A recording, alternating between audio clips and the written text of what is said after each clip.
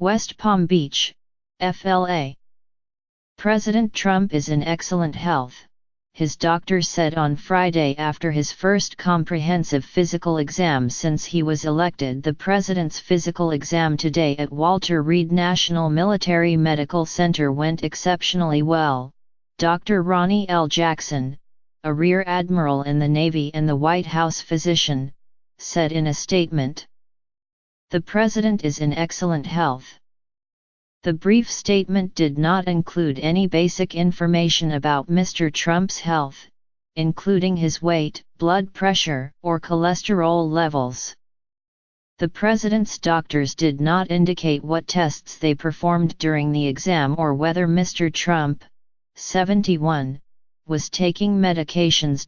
But the White House has promised that information about those topics will be disclosed on Tuesday, when Dr. Jackson joins Sarah Huckabee Sanders, the White House press secretary, during a briefing for the news media. Officials had said it would take a few days for test results to be completed. Mr. Trump is spending the 3-day holiday weekend in Palm Beach, FLA, at his Mar-a-Lago estate. It remains unclear whether doctors performed any mental acuity, cognitive or neurological tests during the president's physical exam. Questions about his mental health intensified this month after the publication of a book in which his closest advisors are said to have questioned his mental abilities. That prompted Mr. Trump to insist that he is a stable genius. It is also unclear whether Mr. Trump had tests common for men of his age, such as a treadmill stress test to detect heart problems. In December 2015, as a presidential candidate, Mr. Trump posted on Twitter that his medical report would show perfection. About a week later, his personal physician released a 4-paragraph letter saying that the candidate was in perfect health if elected.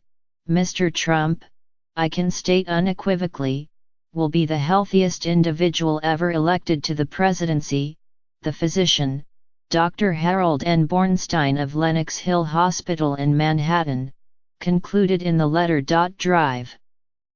Bornstein wrote that a complete medical examination had indicated only positive results, though it gave few specifics and did not reveal Mr. Trump's weight at the time.